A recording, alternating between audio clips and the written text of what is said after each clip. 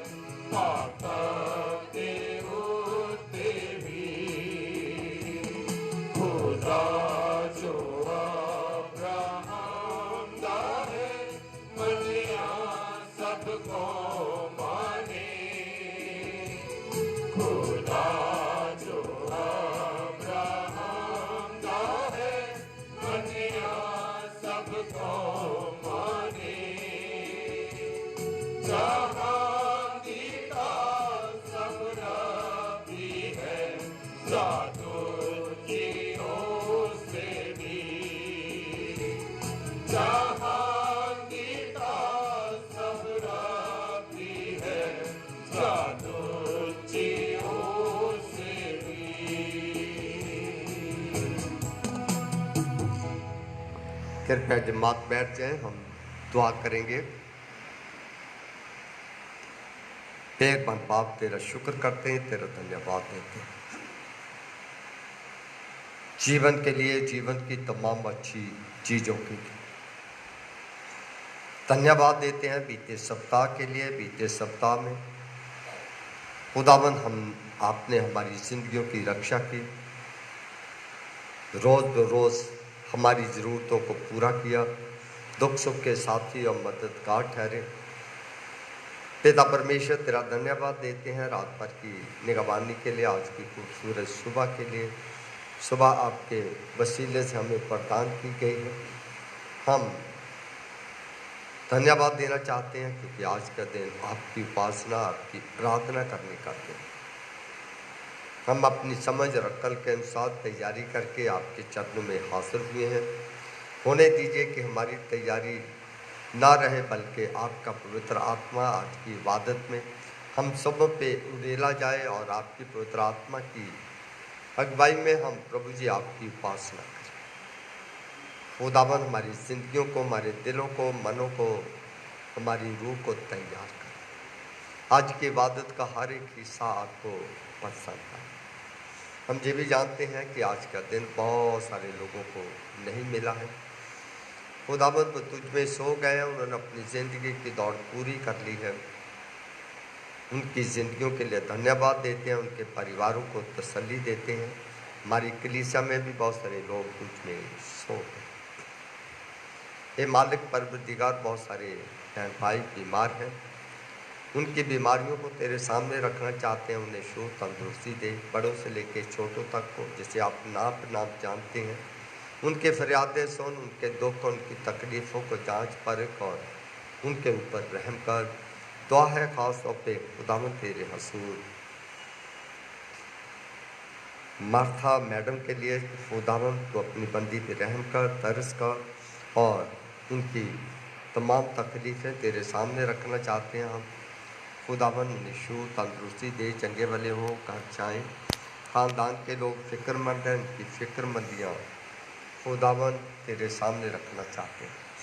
दुआ मांगते हैं भाई राजहंस के परिवार में जवान कपल, खुदावन जो एक्सीडेंट की वजह से बहुत गंभीर चोटें आई हैं, उनमें से मिसिस अंजलि बहुत सीरियस है, उन्हें तेरे हाथों में सौंपते हैं।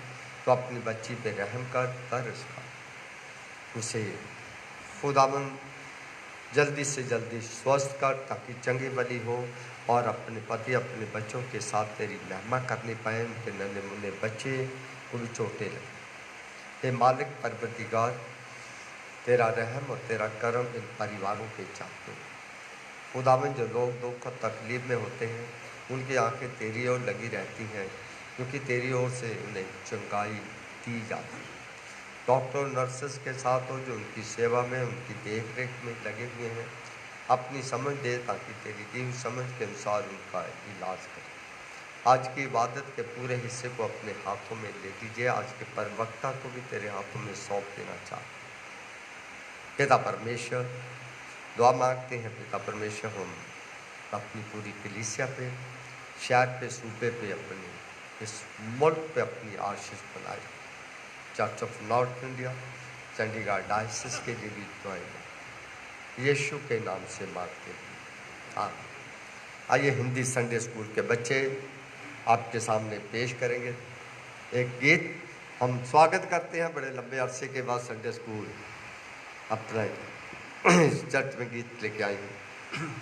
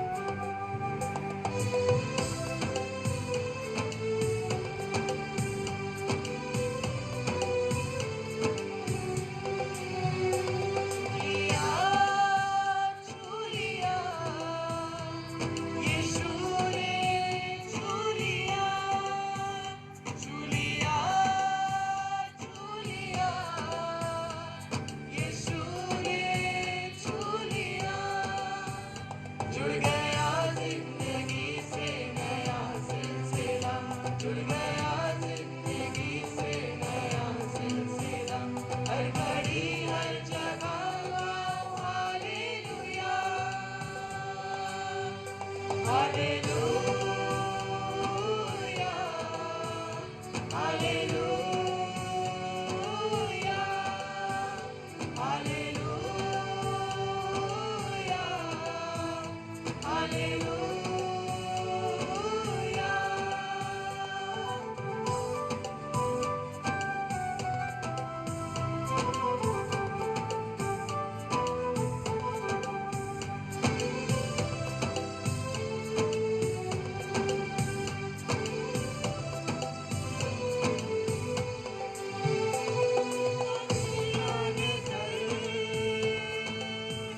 यीशु जीवन का जल मुझको मिलता गया, मेरी मुश्किल का हल। मैंने खोया था जो वो मुझे मिल गया, मैंने खोया था जो वो मुझे मिल गया, हर घड़ी हर जगह गाओ hallelujah, hallelujah, hallelujah, hallelujah, hallelujah.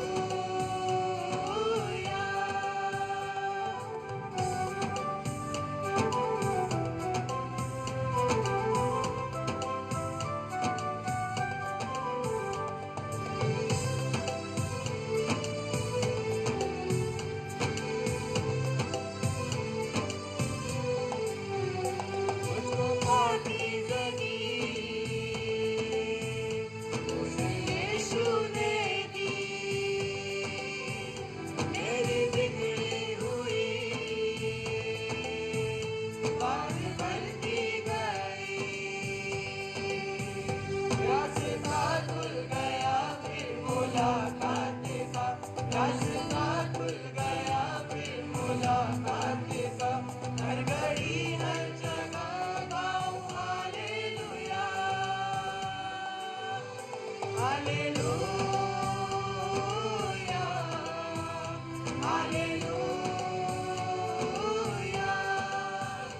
Hallelujah, hallelujah.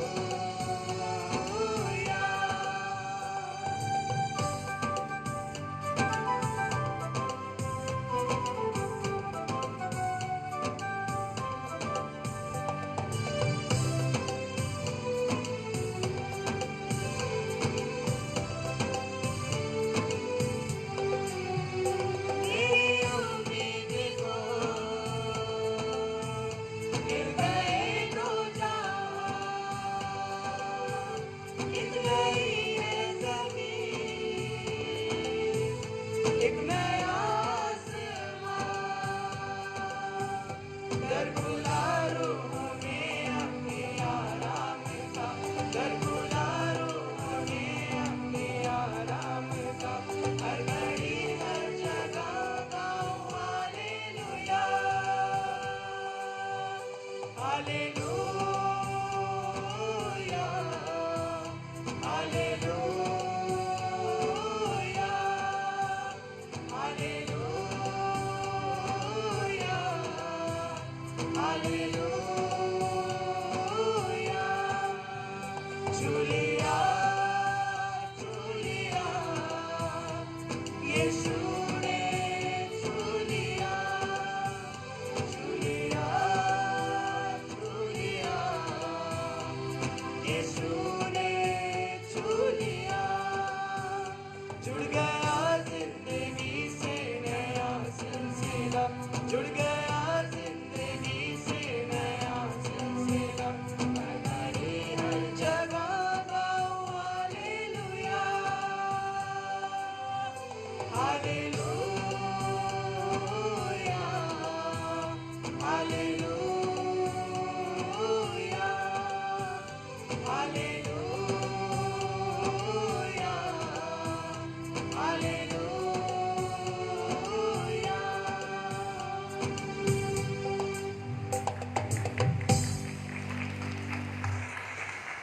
Thank you बच्चों, may God bless you all.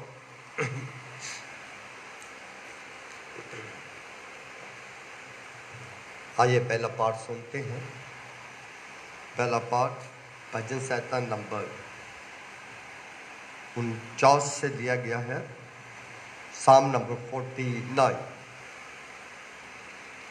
बारी बारी से पढ़ा जाएगा। It will be responsive reading. साम 49, 49, 49 नंबर।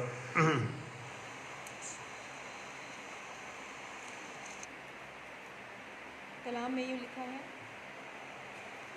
हे देश देश के सब लोगों ये सुनो, हे संसार के सब निवासियों कान लगाओ।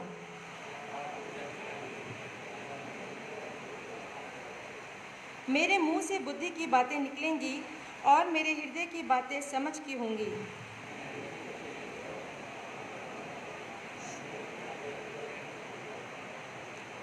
विपत्ति के दिनों में जब मैं अड़ंगा मारने वालों की बुराइयों से घिरूं, तब मैं क्यों डरूं?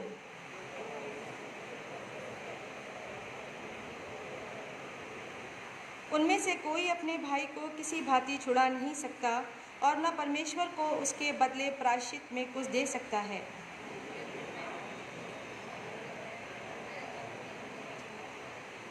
कोई ऐसा नहीं जो सदैव जीवित रहे और कब्र को ना देखे।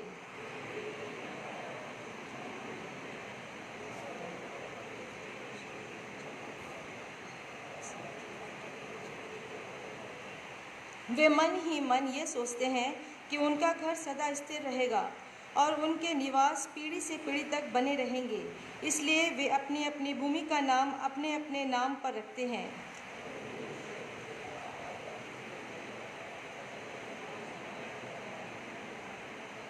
उनकी ये चाल उनकी मूर्खता है, तो भी उनके बाद लोग उनकी बातों से प्रसन्न होते हैं।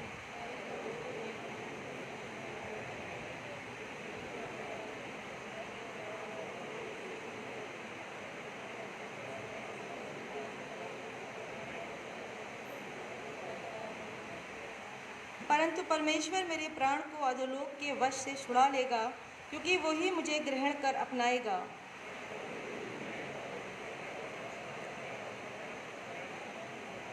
क्योंकि वो मरकर कुछ भी साथ न ले जाएगा, न उसका वैभव उसके साथ कब्र में जाएगा।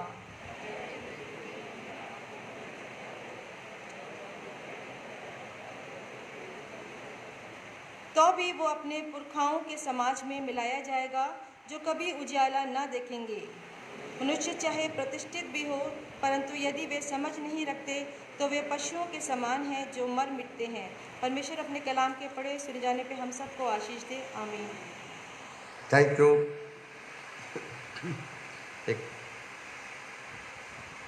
एक और हिस्सा सुनते हैं। व्यवस्था विवरण की किताब 8 बाब 6 आयत से लेकर 18 आयत तक। व्यवस्था विवरण की किताब, उसका 8वां पाठ 6 पद से लेकर 18 पद तक। मैं पढ़ूंगी व्यवस्था विवरण, उसका 8 बाब 6 से 18। इसलिए अपने परमेश्वर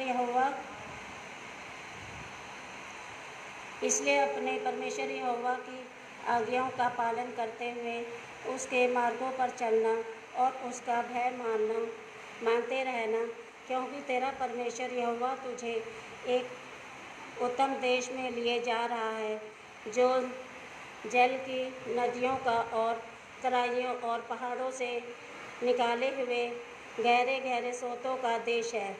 फिर वह गेहूँ, जो दाखलताओं, अंजीरों और अनारों का देश है, और तेल वाले जैतून और मधु का भी देश है। उस देश में अन्न की महंगाई ना होगी, और ना उसमें तुझे किसी पदार्थ की घटी होगी। वहाँ के पत्थर लोहे के हैं, और वहाँ के पहाड़ों में से तू तांबा खोदकर निकाल सकेगा, और तू पेट भर खाएगा। और उस उत्तम देश के कारण जो तेरा परमेश्वर यहोवा तुझे देगा, उसे धन्य मानेगा।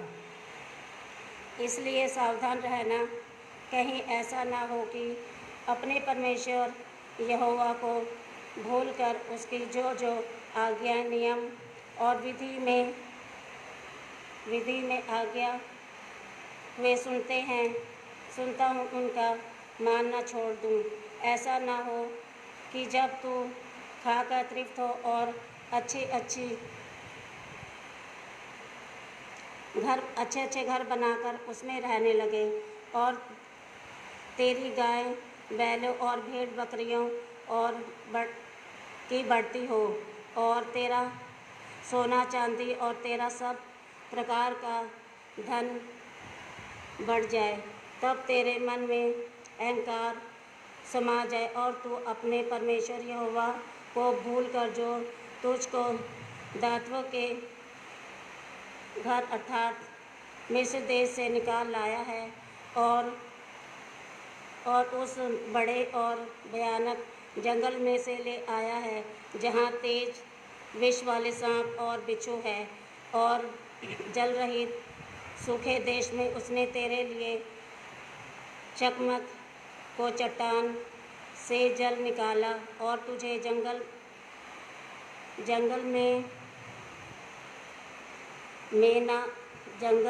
भी ना, इसलिए कि वह तुझे नम्र बनाए और तेरी परीक्षा करके अंत में तेरा भला हो सके। और कहीं ऐसा ना हो कि तू सोचने लगे कि वह संपत्ति तेरे ही सामर्थ और तेरे ही भुजबल से तुझे प्राप्त हुई, परंतु तू अपने परमेश्वर यहोवा को स्मरण रखना, क्योंकि वही है जो तुझे संपत्ति प्राप्त करने की सामर्थ्य इसलिए देता है कि जो वाचा उसने तेरे पूर्वजों से शपथ खाकर बांधी थी उसको पूरा करे। ऐसा आज प्रकट है, यदि तू अपने परमेश्वर यहोवा को भूलकर दूसरे देवताओं धन्यवाद। खुदा आपको बरकत दे। एक और हिस्सा सुनते हैं। प्रकाशित वाक्य नाम की किताब 3 अध्याय 14 से 22 में आए। नए नेम की आखिरी किताब है प्रकाशित वाक्य। The book of revelation chapter 3 versus 14 to 22।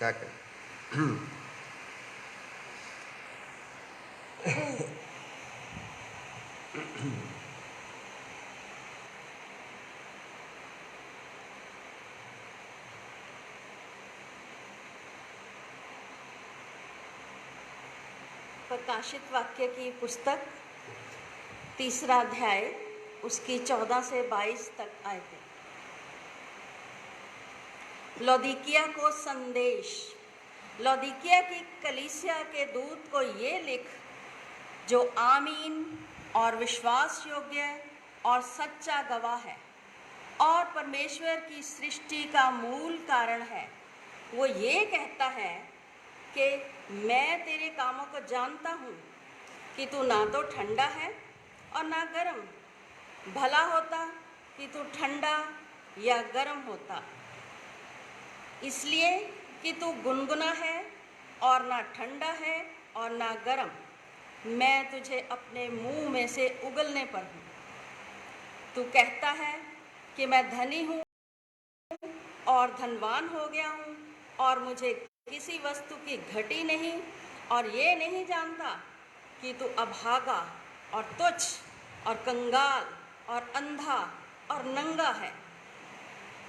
इसलिए मैं तुझे सम्मति देता हूँ कि आग में ताया हुआ सोना मुझसे मोल ले कि तू धनी हो जाए, और श्वेत वस्त्र ले ले कि पहनकर तुझे अपने नंगेपन की लज्जा ना हो, और अपनी आँखों में लगाने के लिए सुरमा ले कि तू देखने लगे। मैं जिन जिन से प्रेम करता हूँ उन सब को उलाहना और ताड़ना देता हूँ, इसलिए सरगर्म हो और मन फिरा। देख, मैं द्वार पर खड़ा हुआ खटखटाता हूँ। यदि कोई मेरा शब्द सुनकर द्वार खोलेगा तो मैं उसके पास भीतर आकर उसके साथ भोजन करूँगा और वह मेरे साथ। जो जय पाए मैं उसे अपने साथ अपने सिंहासन पर बैठाऊँगा, जैसे मैं भी जय पाकर अपने पिता के साथ उसके सिंहासन पर बैठ गया। जिसके कान हो वह सुन ले कि आत्मा कलीसियाओं से क्या कहता है। ये परमेश्वर का वचन है। इसके पढ़े और सुने जाने पर हम सबको आशीष मिले। आमीन। Thank you madam. आइए हम सब लोग खड़े होकर गीत गाते हैं। गीत नंबर है 181, 181।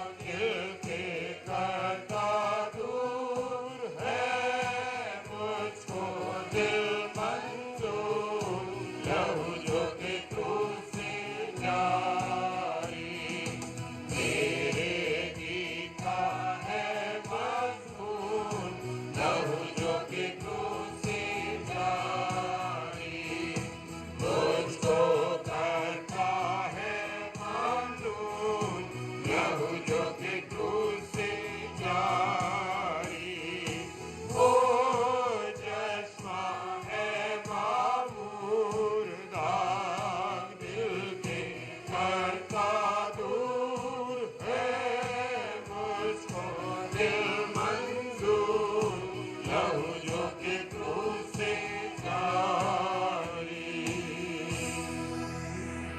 अंजील का हिस्सा सुनेंगे। अंजील का हिस्सा मरकस की अंजील में से लिया गया है। 10वां अध्याय उसकी 17 से लेकर 27वें आज तक पढ़ा जाएगा। मरकस रचित सुसमाचार 10वां पाठ उसके 17 पद से लेकर 27वें पद तक। Gospel according to saint Mark chapter 10 reading from 17 to 27 verse.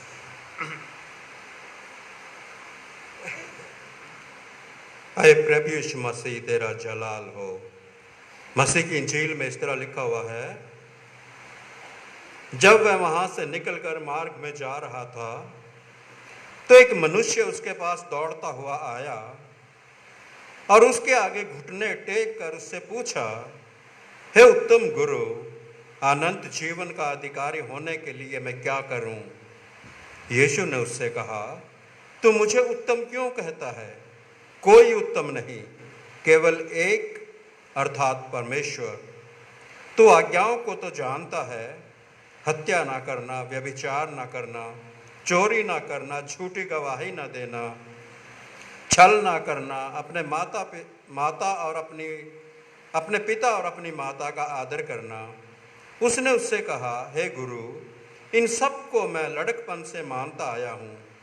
यीशु ने उस पर दृष्टि करके उससे प्रेम किया और उससे कहा, तुझ में एक बात की घटी है, जा, जो कुछ तेरा है उसे बेचकर कंगालों को दे दे और तुझे स्वर्ग में धन मिलेगा, और आकर मेरे पीछे हो ले।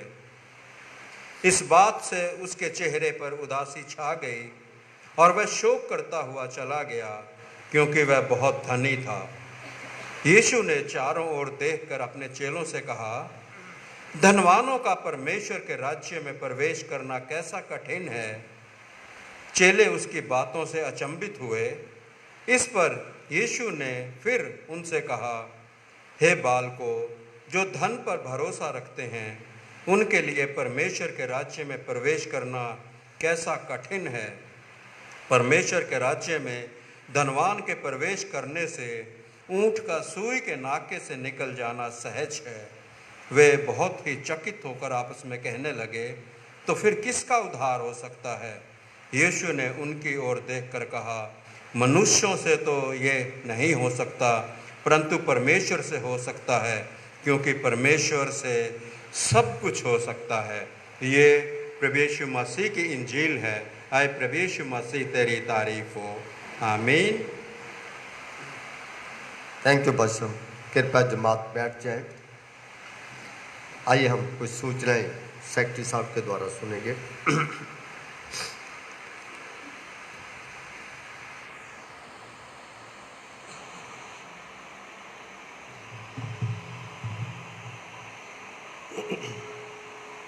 आज की इबादत में हम आप सबका स्वागत करते हैं और मैं देख सकता हूं कि हमारे कुछ बुज़ुर्ग काफ़ी लंबे अरसे के बाद आज परमेश्वर के घर में हाजिर हैं। हम खुदावंद का धन्यवाद देते हैं उनकी सेहत और तंदुरुस्ती के लिए। और उसके साथ साथ मैं स्वागत करना चाहता हूं रेवरेंड जॉन मल, जो कि यूके से हैं, आज हमारे बीच में हैं और आज का वचन भी उनके द्वारा शेयर किया जाएगा। Sir, we welcome you. गुजरे द्वार सुबह और शाम की इबादत का जो हदिया रहा, कुल हदिया 37,770 रुपये, रुपीज़ 37,770 रुपीज़। कुछ लोग कलीसिया में बीमार हैं, आप लोगों से रिक्वेस्ट की जाती है कि उन्हें अपनी दुआओं में याद रखें। मिसेस मुख्तारा, मिसेस मार्था सी लाल, जो कि सीएमसी में एडमिट हैं और काफ़ी क्रिटिकल कंडीशन में हैं। Mrs Hamida Samuel, mister Samuel, जो कि मिस्टर डैनियल अजीज़ के ब्रदर हैं। और इसी तरह से धन्यवाद देना चाहते हैं मिस्टर बेनहर के लिए, जिनका गुजरे समय में एक्सीडेंट हुआ, परमेश्वर ने उन्हें बचाया है। हम इन सब के लिए आपसे रिक्वेस्ट करते हैं कि इन्हें अपनी दुआओं में याद रखें। चर्च सर्विस के बाद आज चाय का जो इंतज़ाम है वो मिस्टर राजेश के परिवार की तरफ से है। शुक्रगुजारी के तौर पर मिसेस आशा, उन्होंने 500 रुपये जो चर्च की छत का काम करवाया गया उसमें कंट्रीब्यूट किया गया है। इसी तरह से शुक्रगुजारी 1100 रुपये मिसेस सुनीता दलीप की तरफ से दी गई है। पिछले इतवार हमने आपको सूचित किया था कि धारीवाल कन्वेंशन की जो कमेटी है वो इस सप्ताह आएगी, लेकिन हमें कोई इन्फॉर्मेशन नहीं है, अभी तक वो हमारे बीच में नहीं है। तो अगर आज नहीं आते तो हो सकता है कि वो अगले सप्ताह आएँ। धारीवाल कन्वेंशन जो है 29 अक्टूबर से लेकर 31 अक्टूबर तक होगी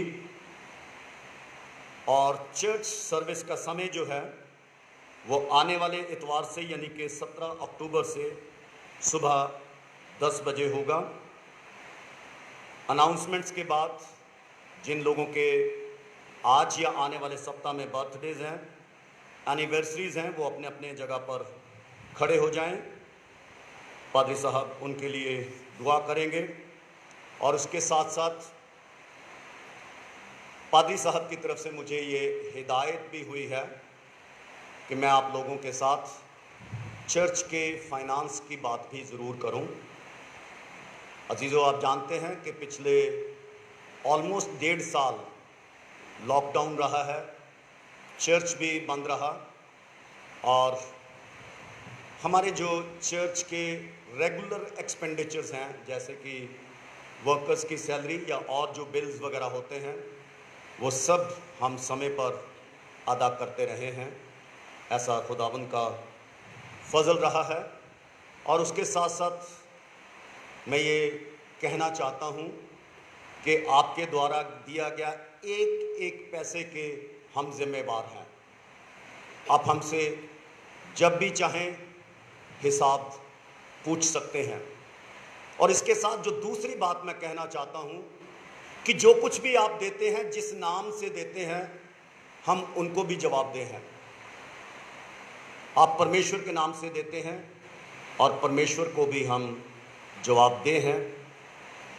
और उसके साथ साथ मैं ये भी बताना चाहता हूँ कि अप्रैल 2019 से लेकर मार्च 2020 तक की ऑडिटेड रिपोर्ट हमारे पास है और उसके बाद अप्रैल 20 से लेकर मार्च 21 की भी ऑडिटेड रिपोर्ट हमारे पास है जो कि चार्टर्ड अकाउंटेंट के द्वारा ऑडिट की जा चुकी है।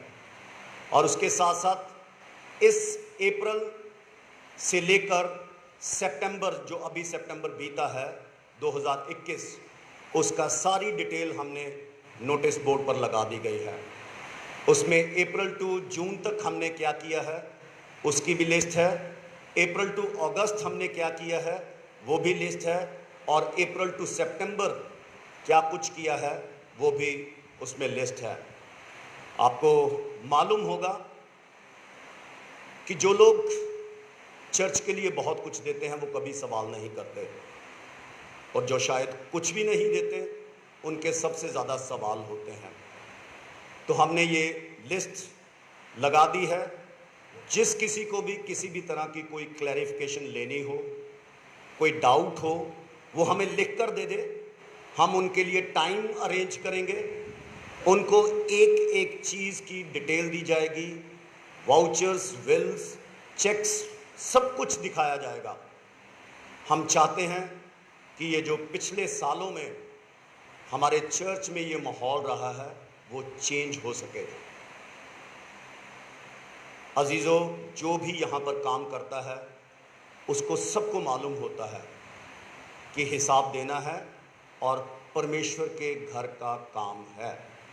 लेकिन कई बार हम ऐसी ऐसी बातें उड़ाना शुरू कर देते हैं, ऐसी ऐसी बातें कहना शुरू कर देते हैं कि जो लोग काम करने वाले होते हैं उनका हियाब टूट जाता है। अगर कोई नहीं करेगा तो फिर कौन करेगा?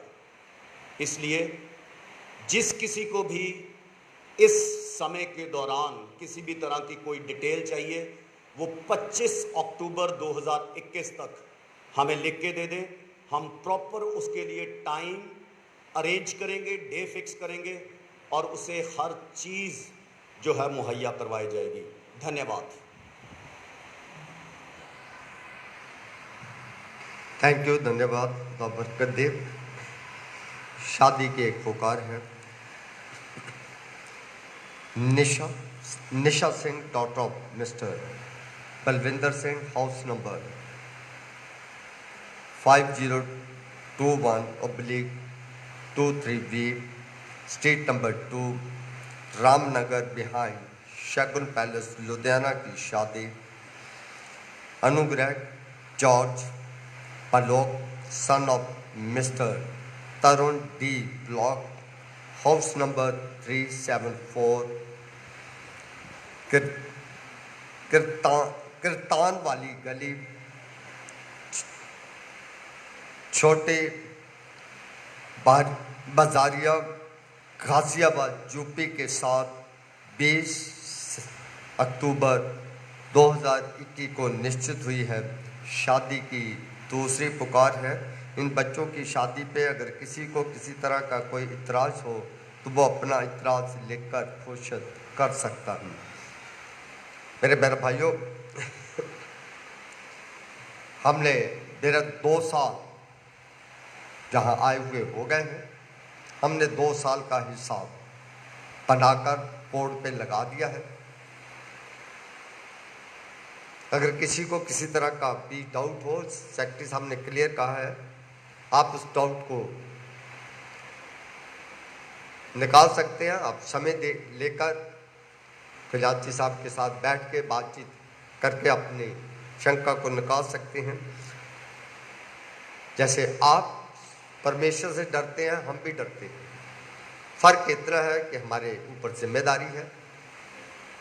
हमें कई बार बहुत सारे लोग कुछ भी बोल देते हैं, पर आपका बोलना आपको शान लगती है, पर जब हमें बोला जाता है तो हमें बहुत बुरा लगता है। पर फिर भी हम उनको दुआएं देते हैं, खुदा इन्हें बरकत दे, क्योंकि ऐसा एक ऐसी चीज़ है जो सबको अच्छा भी लगता है और सबको जब दूसरे के पास जाता है तो खटकता भी। पर जो सेवा करते हैं परमेश्वर उन्हें बरकत भी देता है। जो लोग ईमानदारी से खिदमत करते हैं फिर परमेश्वर उन्हें बरकत भी देता है। पर उनकी बरकत को ये जानने की कोशिश करें कि ये बरकत इसे क्यों मिली, पर उस बरकत को देखकर जेलसी ना करें। कहीं ऐसे ना हो कि जेलसी करके आप अपनी बरकत खो दें। अगर बरकत पानी है तो उस इंसान को कैसे बरकत मिली है ये भी जांचने की कोशिश करें, क्योंकि जो सेवा करते हैं उन्हें परमेश्वर बरकत देता है। मैंने घर बनाया तो लोगों ने कहा पादी साहब ने घर चर्च लूट के बना दिया। मैंने कहा कि अगर मैं खुदा का घर बना सकता हूँ, खुदा मुझे खुदा की घर बनाने की तौफीक दे सकता है, तो मेरा घर बनाने की तौफीक नहीं वो दे सकता। दाऊद बादशाह ने पहले अपना घर बनाया, बाद में उसे गैरत आई मेरे घर परमेश्वर का घर है, मेरा घर अच्छा है, परमेश्वर का घर अच्छा नहीं है। पर उसने अपने घर से ये सबक सीखा और परमेश्वर का घर आला और सुंदर घर बनाया। इसीलिए मैं हमारी ओपन आपको इनविटेशन है, दावत है कि आपका पैसा जो आपने दिया है उसे हिसाब किताब देने के लिए हम पाबंद हैं। तो आप ले सकते हैं उनका हिसाब किताब, पर उसका माहौल अच्छा हो, बातचीत अच्छी हो, आपका नज़रिया अच्छा हो, आपकी और मेरी सोच में भी अंतर हो। खुदा आपको बरकत दे। हमने लगा दिया है बोर्ड के ऊपर, देख सकते हैं। जो भी उसमें कोई टिप्पणी आपने करनी हो लिखत में करें और हमारे साथ बैठ के उसका हिसाब कर सकें। पर पैसा ही हमने का हिसाब नहीं दिया है। जितने भी काम 2 साल में चर्च में हुए हैं, हम हर काम के लिए रेजोल्यूशन पास किया। हमने हर काम के लिए रेजोल्यूशन पास करके कमेटी की सहमति से किया। एक काम हमने करना था, उसके लिए हमने डाइसप चंडीगढ़ को लिख के भेजा था, उनका जवाब हमें नेगेटिव आया, हमने वो काम स्टॉप कर दिया, बंद कर दिया। नहीं चाहते हैं वो काम, नहीं करेंगे, पर जो हम कर सकते हैं हमने काम किया। पर जितनी हमें अक्ल है और समझ है, हम उससे बढ़कर आपकी इच्छाओं के अनुसार नहीं उतर सकते हैं। हमारे पास भी सीमित समझ है, अक्ल है। मेरे बहन भाई, एक और अनाउंसमेंट्स हैं जो सीनियर सिटीजन के लिए विमेन फेलोशिप की तरफ से इंतज़ाम किया गया है। वो 23 अक्टूबर को है। कितने बजे है? सुबह 9 बजे 3 बजे, शाम 3 बजे शुरू होगा कि तमाम जो सीनियर सिटीजन में 65 से ऊपर आते हैं, है जी, जितने भी हमारे सीनियर सिटीजन 65 के ऊपर है, वो कृपया 23 अक्टूबर को 3 बजे के बाद चर्च में बहनों के साथ असम्बल हो सकते हैं। उन्होंने आपके लिए इंटरटेन का भी, वर्शिप का भी और आपके टाइम पास करने के समय का भी इंतज़ाम किया।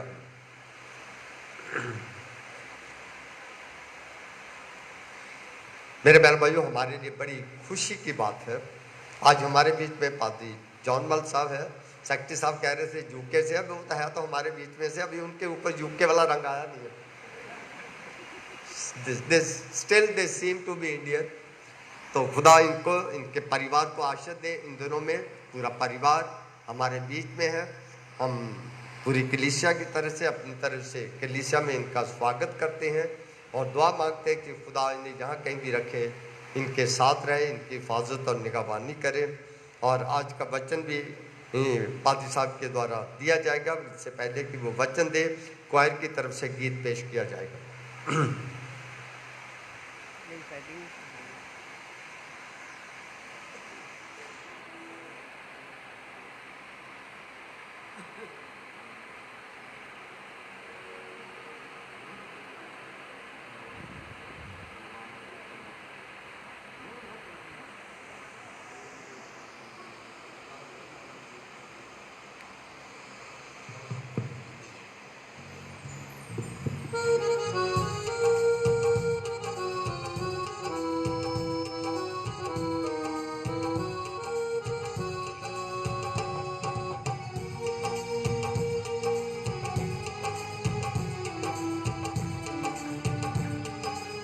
ताली मारो। जलाल हो, जलाल हो, जलाल हो, जलाल हो।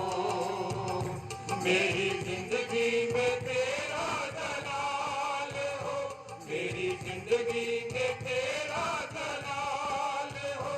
कोई दुख ना कोई भी मलाल हो, कोई दुख ना कोई भी मलाल हो। जलाल हो, जलाल हो, जलाल हो, जलाल हो।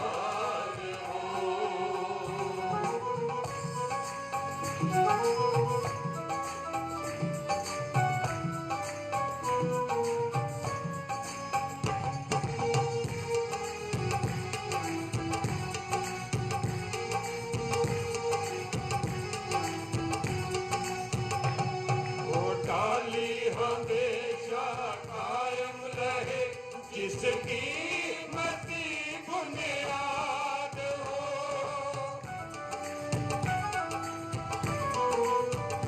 वो डाली हमेशा कायम रहे, जिसकी मती बुनियाद हो, जिसकी मसी बुनियाद हो।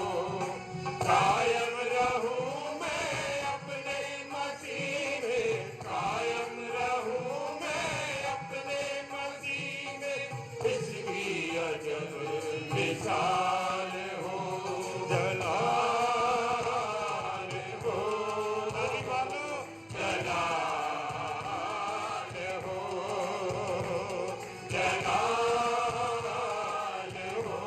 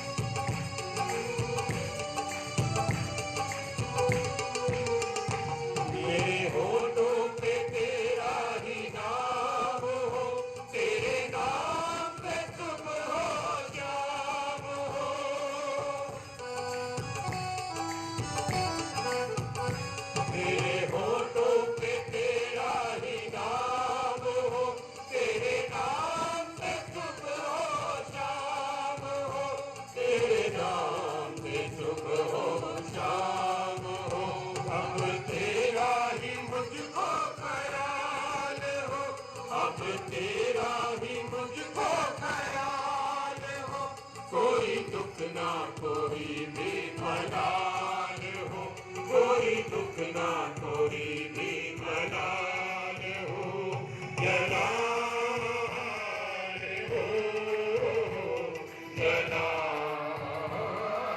हो जलाल हो जलाल हो।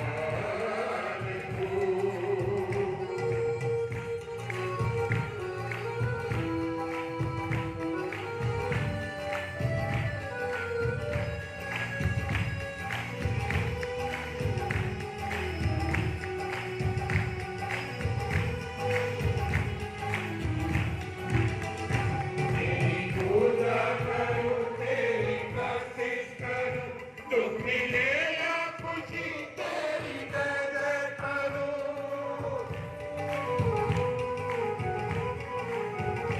तेरी पूजा करूं तेरी बख्शिश करूं दुख मिले या खुशी तेरी जय जय करूं दुख मिले या खुशी तेरी जय जय करूं साथ तेरी वफाला जवाल हो साथ तेरी वफाला जवाल हो कोई दुख ना कोई भी मलाल हो कोई दुख ना कोई भी मलाल हो जलाल हो जलाल हो जलाल हो जलाल हो मेरी जिंदगी में तेरा जलाल हो मेरी जिंदगी में तेरा जलाल हो कोई दुख ना कोई भी मलाल हो कोई दुख ना कोई भी मलाल हो जलाल हो जलाल हो जलाल हो जलाल हो जलाल हो जलाल हो। Thank you for beautiful song. कृपया जिनके बर्थडेज है और शादी की सालगिरह है वो अपनी अपनी जगह पे खड़े हो जाए और पादरी प्रेम शारदा से मैं रिक्वेस्ट करूंगा कि वो दुआ में हमारी रहनुमाई करे, साथ ही पादरी जॉन मल के लिए भी दुआ करें क्योंकि इसके बाद वो वचन को पेश करेंगे।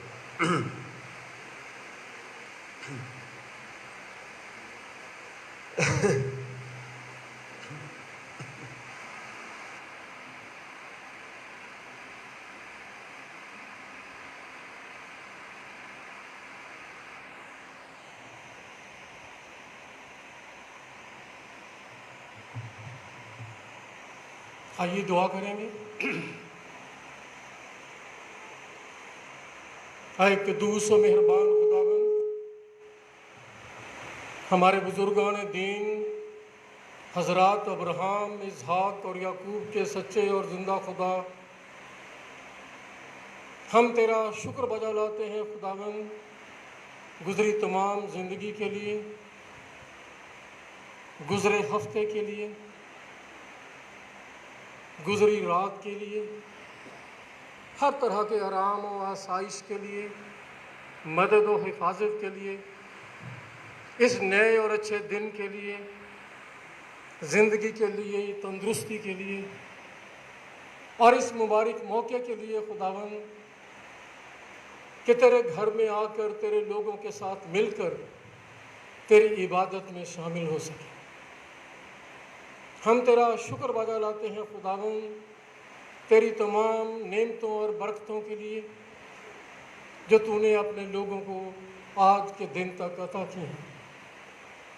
ख़ास तौर पर हम शुक्रगुजार हैं खुदावन मुकामी कलीसिया के एक एक ख़ानदान के लिए, यहाँ की पास्टोरेट कमेटी के तमाम मेंबरान के लिए, क्वायर के लिए, संडे स्कूल के लिए, विमेन फेलोशिप के लिए, यूथ के लिए और तेरे खादम पादरी रामलाल और उनके परिवार के लिए और उन सारी आशीषों के लिए खुदावंद जो तूने हम सबको दी हैं, हम दिल से तेरा शुक्र अदा करते हैं।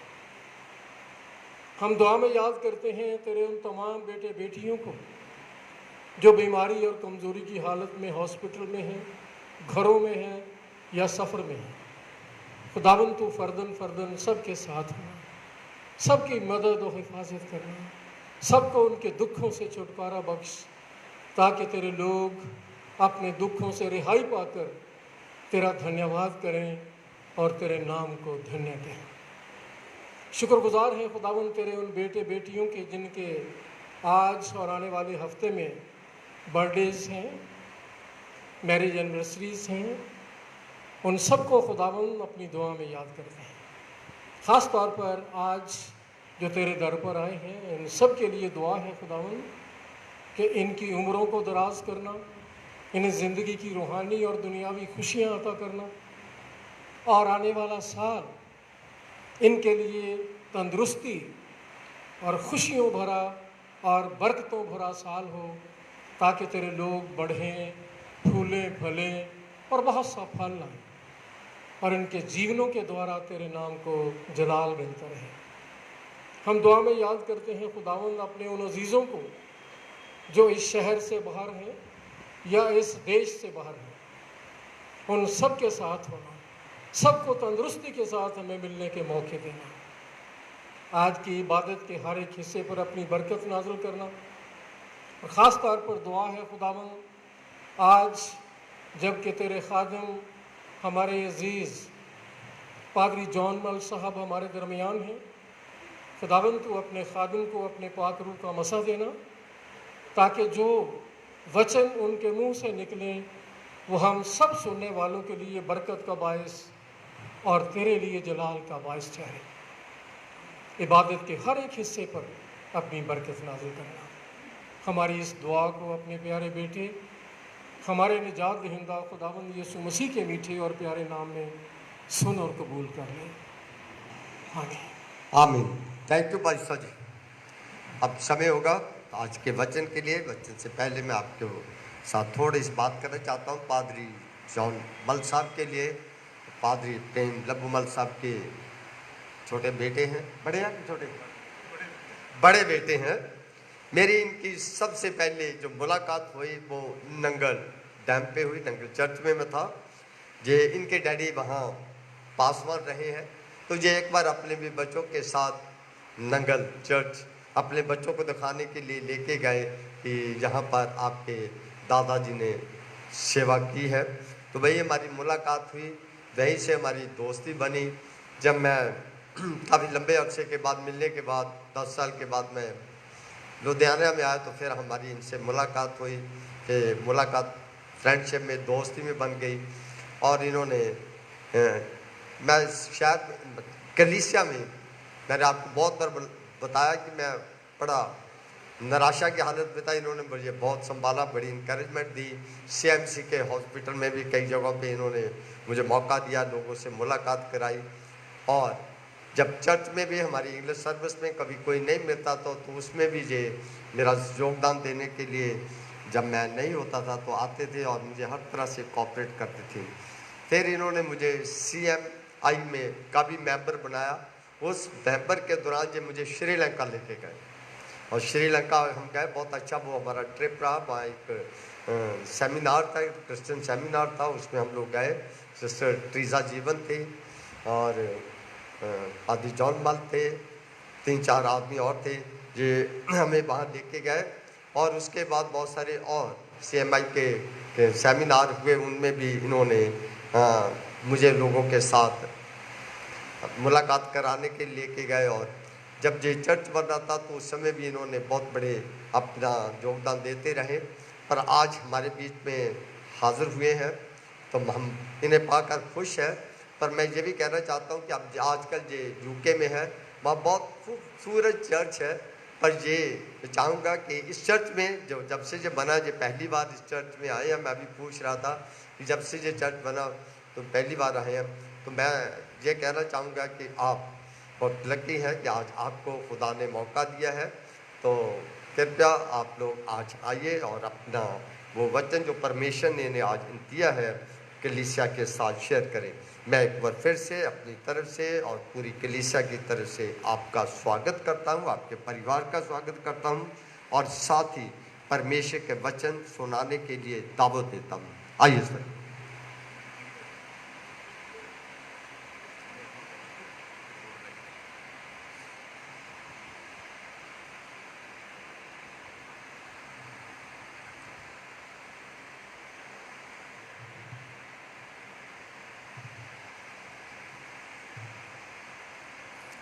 मास्क उतार दिया है मैंने ताकि मैं अज्ञात ना लगूं, गुमशुदा ना लगूं।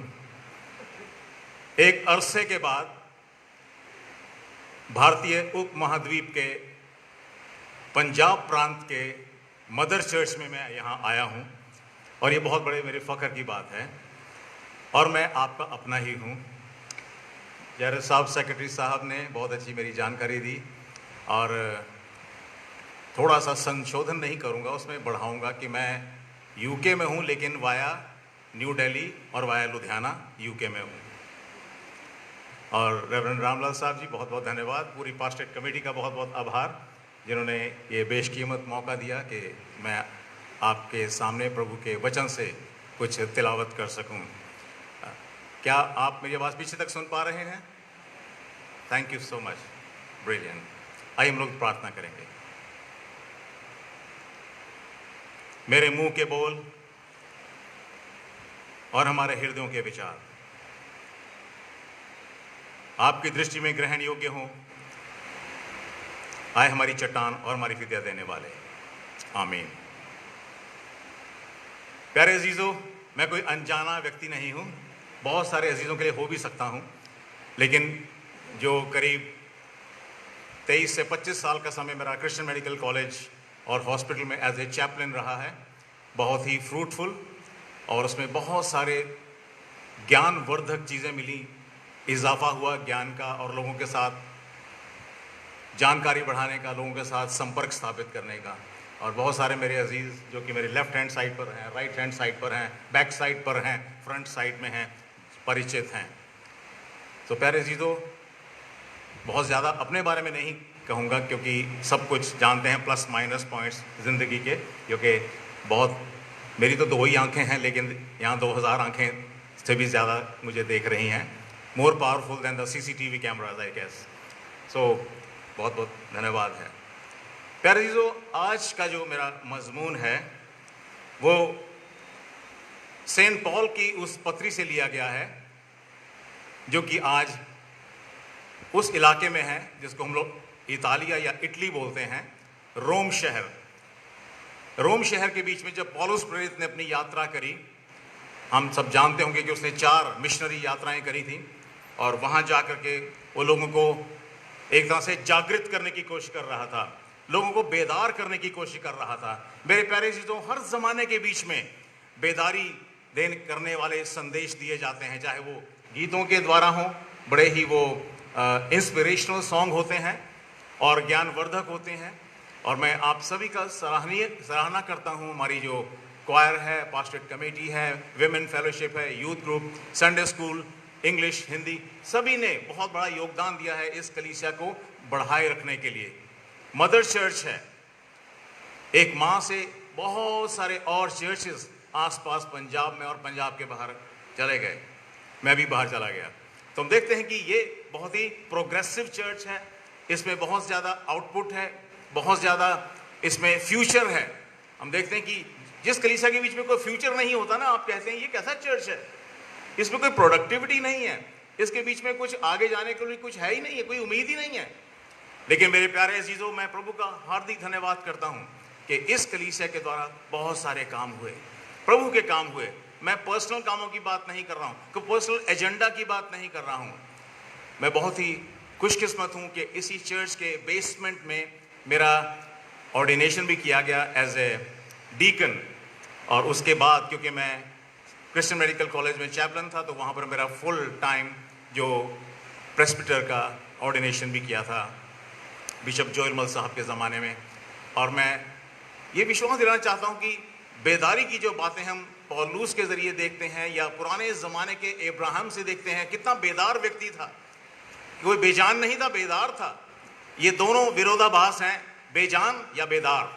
आप कौन सी कैटेगरी में हैं, मैं और आप कौन सी श्रेणी में आते हैं, इसका हमें लगातार अवलोकन करना जरूरी है। हमें लगातार एक चेकआउट करना है, अपनी जांच करते रहना है कि हम किस तरह से हैं।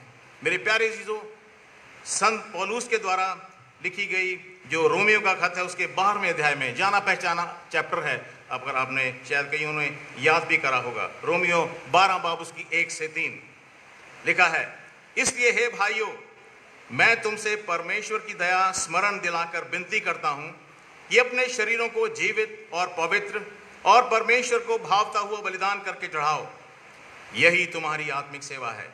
और इस संसार के सदृश ना बनो, परंतु तुम्हारी बुद्धि के नए हो जाने से तुम्हारा चाल चलन भी बदलता जाए, जिससे तुम परमेश्वर की भली और भावती और सिद्ध इच्छा अनुभव से मालूम करते रहो।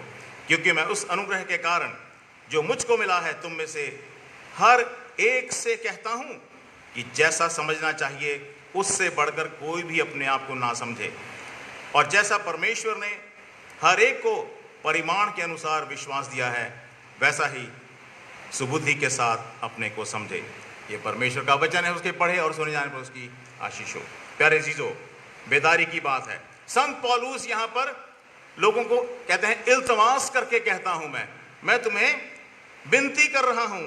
इंग्लिश में वर्ड है आई एम बेगिंग, मैं आपसे भीख मांग रहा हूं भाइयों बहनों, कि तुम अपने आप को जिंदा और पवित्र और परमेश्वर को भावता हुआ बलिदान। जिंदगी कितना लाइफ में होना जरूरी है, अ लाइवली एक्सपीरियंस। यहां पर कह रहा है कि प्रेजेंट योर बॉडीज, अपनी शरीर को परमेश्वर के सामने प्रस्तुत करो, परमेश्वर के सामने उसको अवेलेबल बनाओ। अवेलेबिलिटी बड़ी मुश्किल है भाई साहब, टाइम है नहीं जी, समय का अभाव है, घड़ियां बहुत हैं लेकिन समय नहीं है। इंग्लैंड में, यूनाइटेड किंगडम में लोग अक्सर क्लॉक वर्ड बहुत बोलते हैं, clock 6 o'clock, 8 o'clock, 12 o'clock clock. तो कभी कभी हम पंजाबी लोग जो हम वहाँ पे भारतीय मूल के लोग हैं, साउथ एशियन लोग हैं, हम कहते हैं English people have clocks but we have time. अंग्रेजों के पास क्लॉक्स हैं लेकिन हमारे पास टाइम ही है। कौन सा टाइम है जी? वहां बोलते हैं GMT। GMT मतलब Greenwich mean time, exactly Greenwich mean time. लेकिन जो पंजाबी लोग ने, उन्होंने अपना ही हिसाब बनाया है, जिन्ना मर्जी टाइम। GMT का मतलब जी जिन्ना मर्जी टाइम ही टाइम है, पादरी साहब जो मर्जी आ जाओ। नहीं जी नहीं, मैं तो 11 बजे प्रीच करना है, 11 बजे आऊंगा। नहीं जी नहीं, कोई गल नहीं, भावें बाद च आ जाओ, जिन्ना मर्जी टाइम। मेरे प्यारे जो खुला ही टाइम है, टाइम की कोई पाबंदी नहीं, टाइम की कोई कदर नहीं। सॉरी टू से, कहने नूं बड़ा हास्य वाली गल है, हंसने वाली बात है, एक व्यंग्य है, लेकिन प्यारे चीजों वक्त की कदर करना बहुत ज़्यादा ज़रूरी है। वचन की तरफ जाते हुए परमेश्वर का हमें वचन बताता है कि हमें परमेश्वर को, अपने आप को एक जीवित और पवित्र और परमेश्वर को भावता हुआ बलिदान करने चढ़ाना है। जो ग्रीक लोग थे, यूनानी लोग थे, वो कहते थे कि हमारे शरीर को एक बार अवेलेबल कर दिया, इन उसको बोलते हैं, इससे once for all decision, once for all time. एक बार में आपने जब कह दिया तो मतलब है को जिंदगी भर के लिए हो गया। हम बर्थडे अपना हर साल मनाते हैं, वेडिंग एनिवर्सरीज हमारी हर साल होती हैं जो शादीशुदा लोग हैं, लेकिन प्यारे जो हम अपने आप को बलिदान करने की बात है, डेडिकेट करने की बात है, या बैप्टिज्म की बात है, वो वंस फॉर ऑल होता है, एक बार में हमेशा के लिए। बार बार जाके अपने आप को रिमाइंडर नहीं कराना है, या बार बार जाके पादी साहब से दोबारा निकाह नहीं पढ़वाना है कि भाई साहब वो पुराना हो गया, हम नवा पढ़ दो, एक्सपायर हो गया, नो एक्सपायरी डेट। मेरे प्यारे पौलुस जो है यहाँ पर परमेश्वर की दया का वास्ता देकर वो बात कर रहा है कि परमेश्वर की दया के साथ ही आप जिंदा हो सकते हैं, आपका परिवार जिंदा हो सकता है, आपके रिश्ते जिंदा हो सकते हैं, आपकी कलीसिया, आपका आस पड़ोस, आपका इंस्टीट्यूशन, आपकी ऑर्गेनाइजेशन, हर जगह आजकल इस बात पे बड़ा जोर दिया जा रहा है। आजकल की जो इकोनॉमी है, आजकल की जो अर्थव्यवस्था है वहां पर इस बात पर जोर दिया जाता है कि हमें अकाउंटेबिलिटी होनी चाहिए। सेक्रेटरी साहब बात कर रहे थे accountability, yes I am for it, all for it.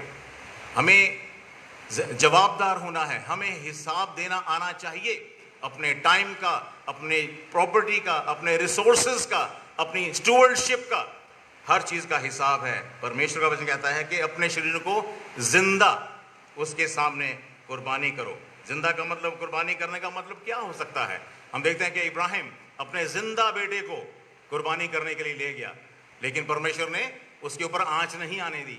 वो सिर्फ परमेश्वर उसके ईमान को जांच रहा था, चेक कर रहा था कि ये मुझसे कितनी ताबेदारी करता है या मेरा कितना हुक्म मानता है।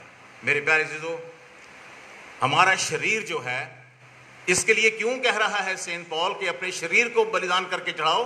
क्योंकि हमारी बॉडी में टेम्पटेशंस हैं, स्ट्रगल्स हैं। हमारे शारीरिक जिंदगी के अंदर बहुत सारे ऐसे जद्दोजहद हैं, बहुत सारे ऐसे संघर्ष चलते रहते हैं।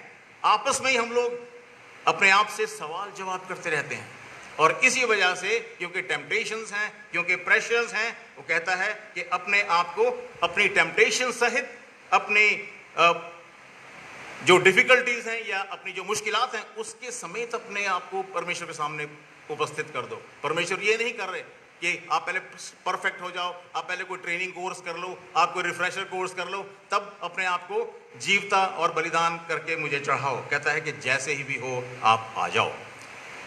खबरदारी की बात कही है कि हमें अपने शरीर के तमाम अंगों को संभाल करके इस्तेमाल करना है। मुझे याद है वो संडे स्कूल का गीत हम गाया करते थे, O be careful little hands what you do, O be careful little eyes what you watch, O be careful little ears what you hear, isn't it? वो बचपन का गीत लगता था, बड़ी जैसे कोई बचकानी सी बात है या बहुत ही छोटे बच्चों वाला गीत माना जाता था उसको। लेकिन प्यारे जीरो, जब हम एडल्ट हो जाते हैं, उम्र में मैच्योर हो जाते हैं, बड़े हो जाते हैं, तो हमारी आंखें, हमारा दिमाग, हमारा कान, हमारा सोच, हमारे हाथ क्या करते हैं? खबरदार, छोटे हाथ क्या करते हैं? आंख क्या देखती, कान क्या सुनता, दिमाग क्या सोचता? परमेश्वर कहता है कि अपने सोच को, अपनी मानसिकता को, अपनी जो ह्यूमन साइकोलॉजी है उसको सरेंडर कर दो। ये है जिंदा कुर्बानी जो परमेश्वर मेरे से और आपसे और आपके परिवार से मांगता है। हर पति पत्नी से, हर बेटा बेटी से, हमारे बहू या दामाद से, या हमारे जितने भी चाचा ताता ताया मामा या जितने भी रिश्ते दुनिया में आते हैं, सबसे यही एक्सपेक्टेशन है, यही एक उम्मीद है कि हम अपने इन तमाम जो संघर्ष हैं, जो मुश्किलात हैं, उसके समेत अपने आप को समर्पित करें। मेरे प्यारे चीज़ों, दिक्कत हो जाती है कभी कभी। हम अगर अपने डिपार्टमेंट्स में भी हैं या अपनी ऑर्गेनाइजेशन में हैं, हमें सब लोग एक जैसे नहीं मिलते हैं, सबकी अलग अलग सोच है, अलग अलग उनका ख्यालात होते हैं, विचार होते हैं। तो उन्हीं के बीच में रह करके अपने आप को जोड़ करके रखना पड़ता है। यूनाइटेड किंगडम में यूनिटी बड़ी ज़रूरी है, मानते हैं हम लोग। हर चीज़ के कंट्री के अंदर यूनियन का वर्ड जुड़ा हुआ है। The Church of North India की भी एक यूनियन थी, उसमें Methodist, Baptist, Presbyterians, Disciples of Christ, 6 बड़े बड़े ऑर्गेनाइजेशन थी जिनका समन्वय करके, कोऑर्डिनेशन करके चर्च ऑफ नॉर्थ इंडिया का उद्घाटन हुआ 1970, thank you for the correction, 1970 के बीच में वो हुआ था नागपुर में, राइट? उस जमाने से, जबकि मैं स्कूल डेज के अंदर था, मैं देखता था कि यूनियन की कितनी ज़रूरत है, एकता की, जिंदगी की इतनी ज़रूरत है कि भाई आपका जो रिलेशन है वो जिंदा दिल होना चाहिए, पता लगना चाहिए यार तू हैगा यहाँ, है ना? यार तू दिसदा ही नहीं, वो पता नहीं लगता तेरे तू कितने है, तेरा मोबाइल ही नहीं, तू चकदा ही नहीं, मोबाइल रखा है कादे रखा, इस तरह की जो चीज़ें हैं हमें एक्टिवेट करनी पड़ती हैं अपनी ज़िंदगी के अंदर, दुनियावी रिश्ते और दुनियावी संबंधों को चलाए रखने के लिए। संपर्क में रहना, एक दूसरे के साथ संबंध बना करके रखना। मुझे माफ़ करना, कई बार होता है कि मैं सब लोगों से नहीं मिल पाता हूँ, लुधियाना आता हूँ, गिले शिकवे भी हो जाते हैं, कुछ लोग स्माइल भी कर रहे हैं। प्यारे चीज़ों, क्योंकि वक्त की किल्लत रहती है और बहुत सारी होड़ होती है चीज़ों को करने की, बहुत सारा अचीव करना होता है, एम एंड ऑब्जेक्टिव। आज की दुनिया में, चाहे आप देश में हैं, विदेश हैं, हर जगह पर हम देखते हैं कि रोज़मर्रा की ज़िंदगी की एक रफ्तार है। मैं और आप एक रफ्तार भरी ज़िंदगी में जी रहे हैं। There is a rush all the time. Time की इकोनॉमी हमारे पास नहीं है आजकल, वक्त की कमी है। हर जगह पर हम देखते हैं यार तू आया ही नहीं, आप मिलने ही नहीं आए भाई साहब, आप कहाँ रह गए थे, चिट्ठी भी नहीं डाली, टेक्स्ट मैसेज भी नहीं करा, व्हाट्सएप भी नहीं करा, कोई ईमेल नहीं, कोई मैसेंजर नहीं। ये आजकल की सारी टेक्नोलॉजिकल दुनिया के अंदर हम लोग कभी कभी इस तरह की बातें सुनते हैं, क्योंकि क्या उम्मीद चाहते हैं कि यार तू जिंदा भी है कि नहीं, तू आसपास है भी कि नहीं। परमेश्वर मुझे और आपको टटोल रहा है हमारी जिंदगियों को कि क्या हमारी जिंदगियां उसके संपर्क में है या नहीं। आदम का भी यही हाल था बाग एदन के अंदर, परमेश्वर ढूंढता फिर रहा है उसको, है आदम तू कहाँ है। उसके बाद हम देखते कितने लोगों को उसने पुकार लगाई, एब्राहम एब्राहम, कहता जी हाँ हैगा जी मैं, सैमुअल सैमुअल, हाँ जी हैगा जी मैं, ठीक है। कितने लोगों को परमेश्वर ने पुकार लगाई, आवाजें लगाई, क्योंकि वो उनको चलता फिरता वो देखना चाह रहा था। ये सिर्फ चलता फिरता फिजिकल नहीं है, पैरों से या हाथों से या सिर हिलाने से, बल्कि हमारी जो आत्मिक मूवमेंट है बहुत बहुत जरूरी है। जब एक छोटा बेबी माँ के पेट में होता है, डॉक्टर चेक करते हैं उसकी मूवमेंट्स, अल्ट्रासाउंड करते हैं, क्या कुछ करते हैं, ठीक है ना।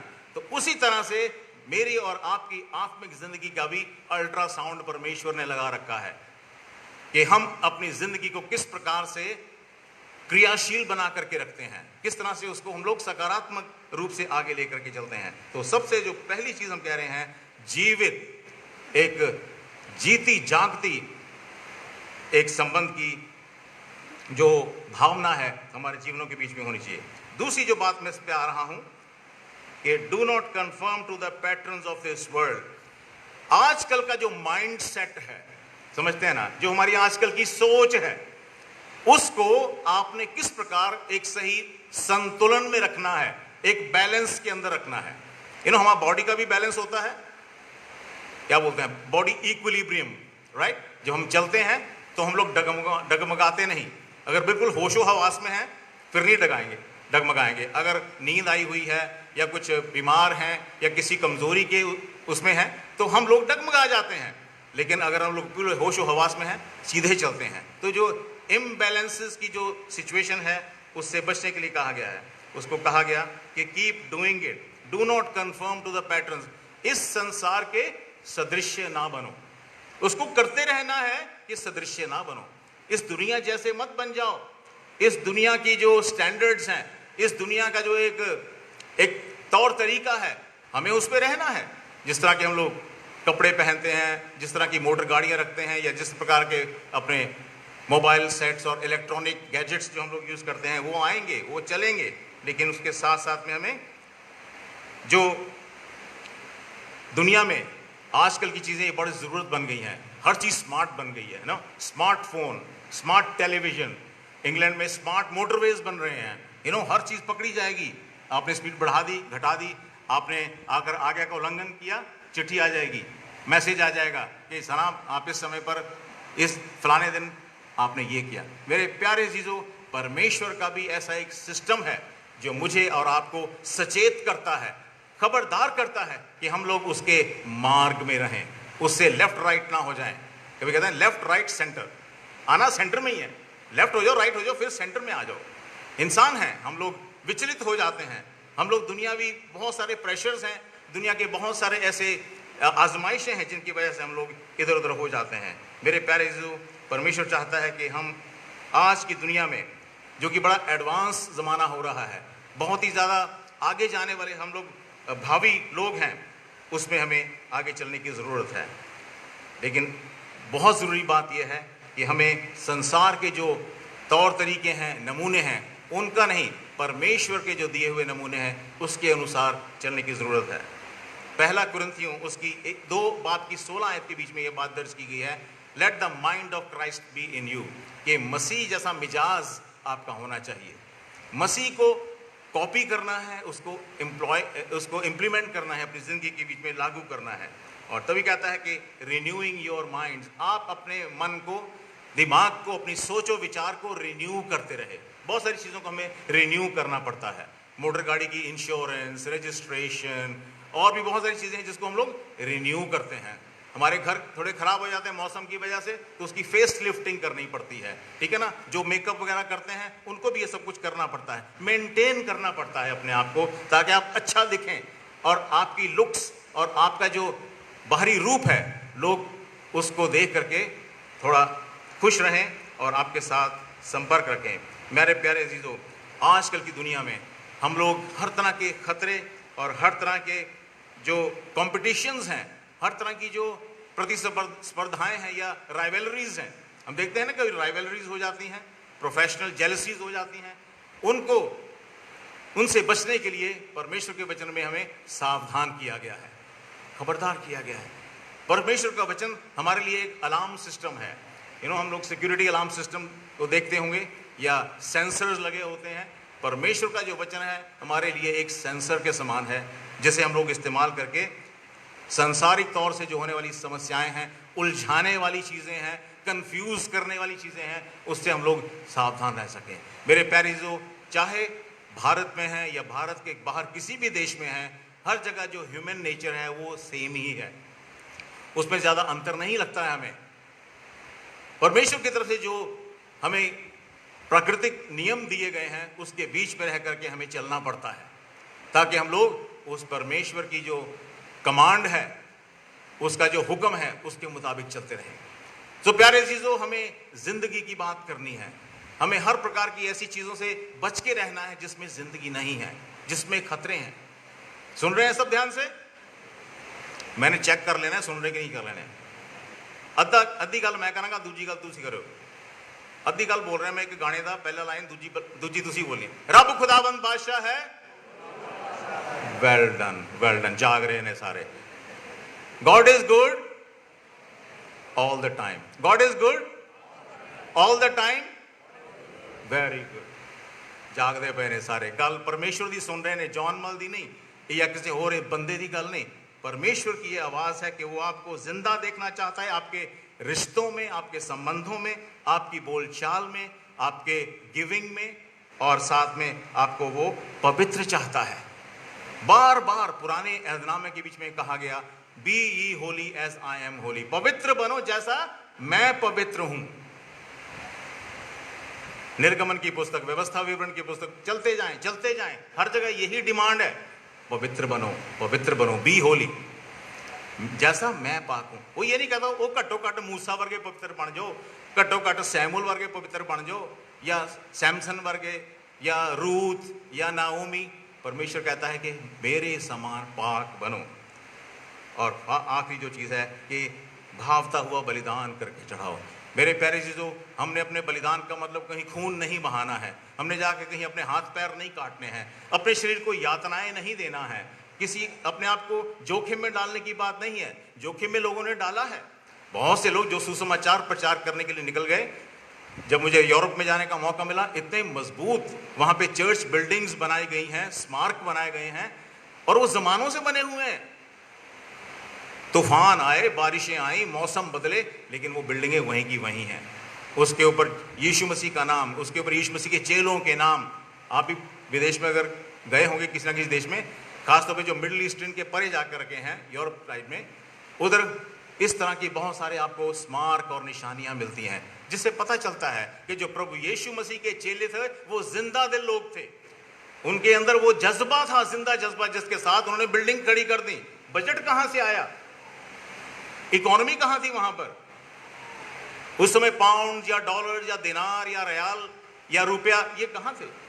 उनके अंदर जज्बा था, उन लोगों के अंदर वो सावधानी थी, वो बेदारी थी, जिसके साथ उन्होंने परमेश्वर के राज्य के लिए कितने काम कर दिए। बिल्डिंग्स के साथ साथ उन्होंने कलीसियाओं की स्थापनाएं करी, जोखिम उठाकर, खतरे उठाकर, मिशनरी बन करके गए, घरों में काम किया, समाज के अंदर काम किया, बोलियां सीखी अलग अलग जाके। कोई मैसेडोनिया निकल गया, कोई एशिया निकल गया, कोई मिडिल ईस्टर्न कंट्री में जिसको मेडिटेरेनियन वर्ल्ड बोलते हैं वहां चले गए। क्या जरूरत पड़ी थी? वो अपने घरों में बैठ के आराम से जिंदगी काट सकते थे ना। मैं और आप भी अपने घरों में जिंदगी आराम से जी रहे हैं, नौकरियां हो रही हैं, बिजनेस हो रहे हैं, जो भी हमारे पास व्यवसाय हैं, कामकाज, ये चलते रहेंगे। लेकिन जो बाइबल का काम है, जो वचन की सेवा है, इसके लिए एक एक मसीही की एक जिम्मेवारी या ड्यूटी लगाई गई है परमेश्वर के वचन में, कि आपको जिंदा, पवित्र और परमेश्वर को भावता हुआ बलिदान करके चढ़ाना है, रोज चढ़ाना है। ये कंटिन्यूअस प्रोसेस है मेरी और आपकी जिंदगी का। मेरे प्यारे चीज़ों, जो हम लोग फुल टाइम खिदमत के बीच में हैं, हमारी जो अगर इतिहास उठा करके देखें, रेवरेंड रामलाल को मैंने देखा है, बहुत मेहनत कश हैं, बहुत तनदेही के साथ उन्होंने अलग अलग जगहों पर काम किया।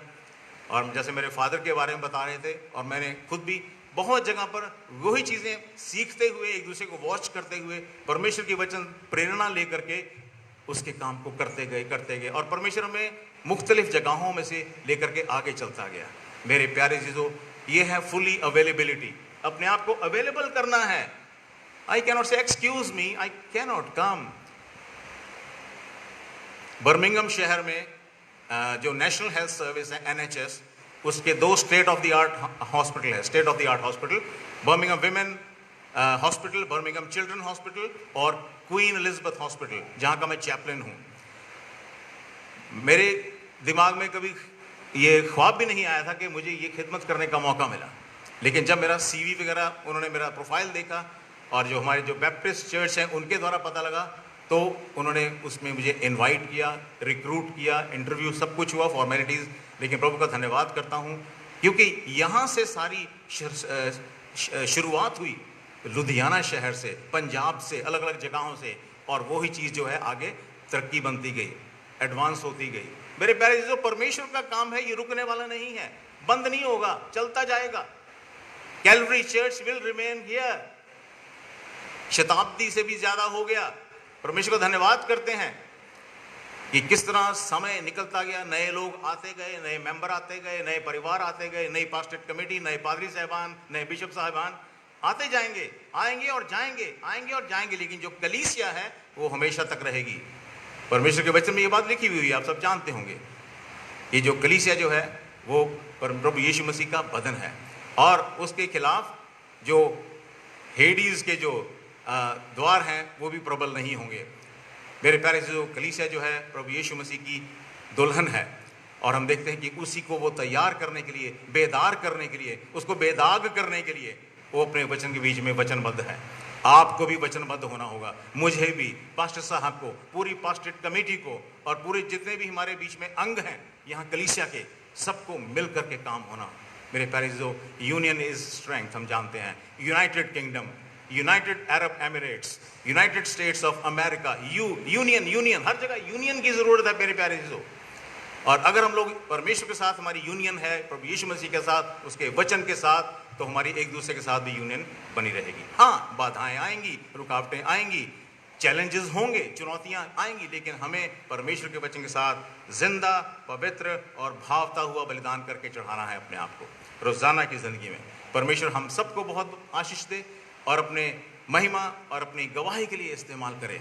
प्यारे चीज़ों, तहे दिल से मैं शुक्रगुजार हूँ आज के इस मौके के लिए, जो कि वंस फॉर ऑल अपॉर्चुनिटी तो नहीं कहूँगा, मैं याद रखूँगा इस चीज़ को, कि फिर भी अगर कभी होगा संभव तो जैसे प्रभु की मर्जी होगी, यहाँ आकर के कलाम को साझा करने की जो एक प्रक्रिया है उसमें मैं जुड़ जाऊँगा। आइए प्रार्थना करेंगे। परमेश्वर पिता, धन्यवाद करते हैं तेरे पवित्र वचन के लिए, जो तेरी आवाज़ है खुदावन, तेरी आवाज़ बात करती है खुदावन। आपने इस दुनिया को बोल करके बनाया, ऐसी दुनिया खड़ी नहीं हो गई खुदावन। हम शुक्रगुजार हैं कि तूने हमें इस बात के लिए जागरूक किया कि हमें जिंदा और भावता हुआ बलिदान करके अपने आप को चढ़ाना है, ताकि हमारी आत्मिक जीवन में वृद्धि हो सके। हमारी इस कलीसिया के एक एक मेंबर के लिए और तमाम जो एडमिनिस्ट्रेशन है उसके धन्यवाद करते हैं। सबको खुदावन तो अपनी कुव्वत और सामर्थ्य से मामूर करके रखना। सारा इज्जत मान आपको देते हुए इस प्रार्थना को मांगते हैं प्रभु यीशु मसीह के नाम से, आमीन। Thank you very much.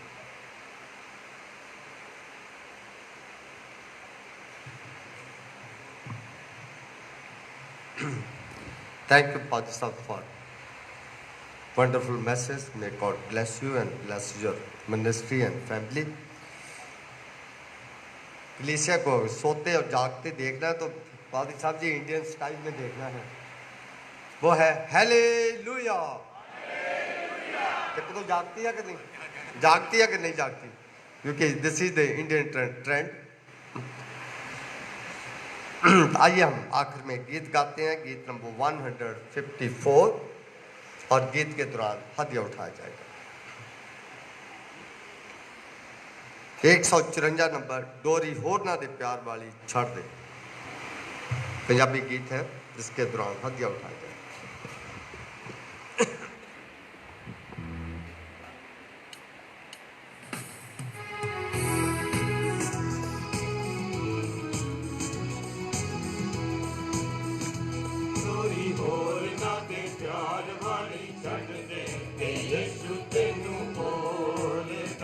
चोरी होर ना दे प्यार वाली चल दे यीशु तेनू बोलदा दिलों गुंबद ते गरूर सारा कट दे यीशु तेनू बोलदा दिलों गुंबद ते गरूर सारा कट दे यीशु तेनू बोलदा तेनू कल्ले असी नेकियां कमाउण नूं तेनू कल्ले असी नेकियां कमाउण नूं तू तां पूजे आए रज के शैतान नूं तू तां पूजे आए रज के शैतान नूं किथे जावेगा हजूरी ओदी छड्ड के यीशु तेनू बोलदा किथे जावेगा हजूरी ओदी छड्ड के यीशु तेनू बोलदा चोरी होर ना दे प्यार वाली छड्ड के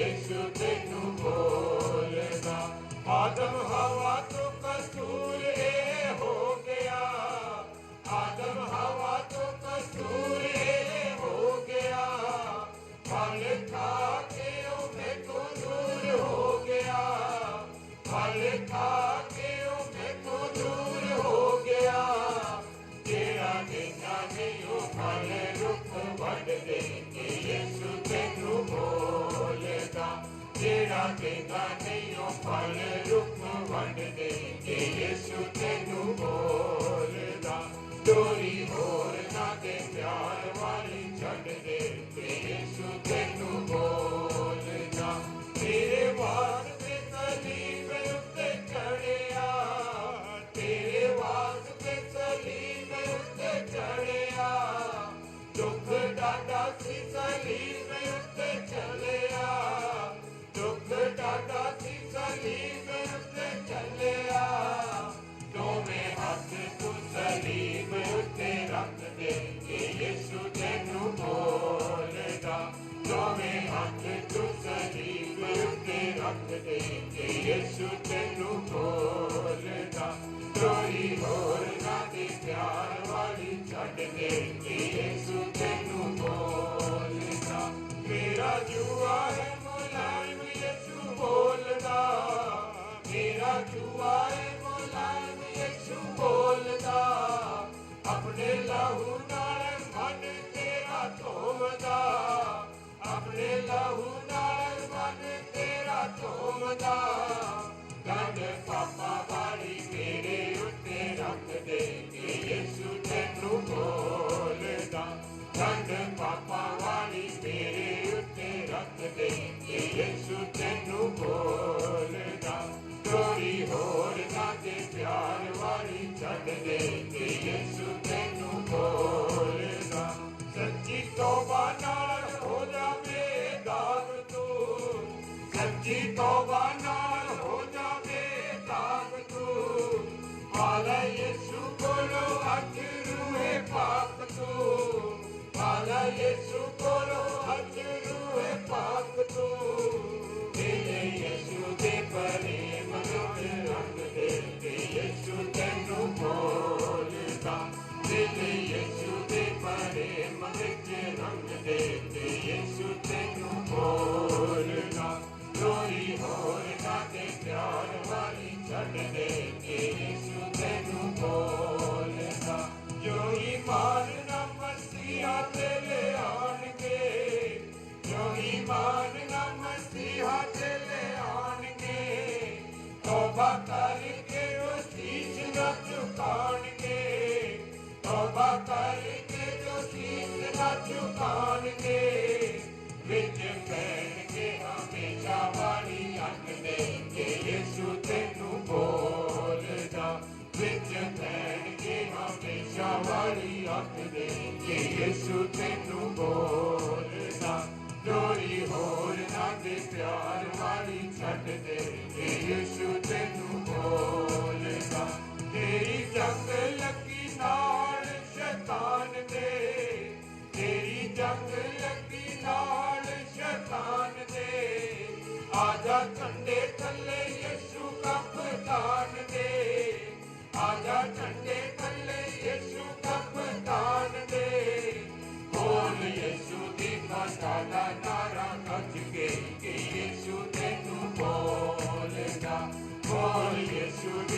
साला नारा कज के यीशु तेनू बोलदा डोरी होर ना दे प्यार वाली छड़ दे यीशु तेनू बोलदा तेनू कल्ले आसी नेकियां कमान नू तेनू कल्ले आसी नेकियां कमान नू तू दा पूजे आए रज के शैतान नू तू दा पूजे आए रज के शैतान नू किथे जावेगा हजूरी ओदी छड़ के यीशु तेनू बोलदा किथे जावेगा हजूरी ओदी छड़ के यीशु तेनू बोलदा डोरी होर ना दे प्यार वाली छड़ दे यीशु तेनू बोलदा सारा कुफर ते गरूर दिलों कढ दे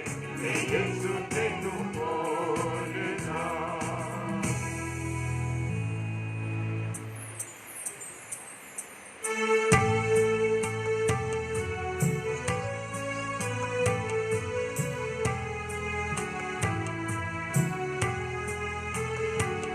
कुर्बानी तेरी सारी करे आपने हो कबूल कुर्बानी तेरी सारी करे आपने हो कबूल के नजरा तेरिया नूरियो याद करेगा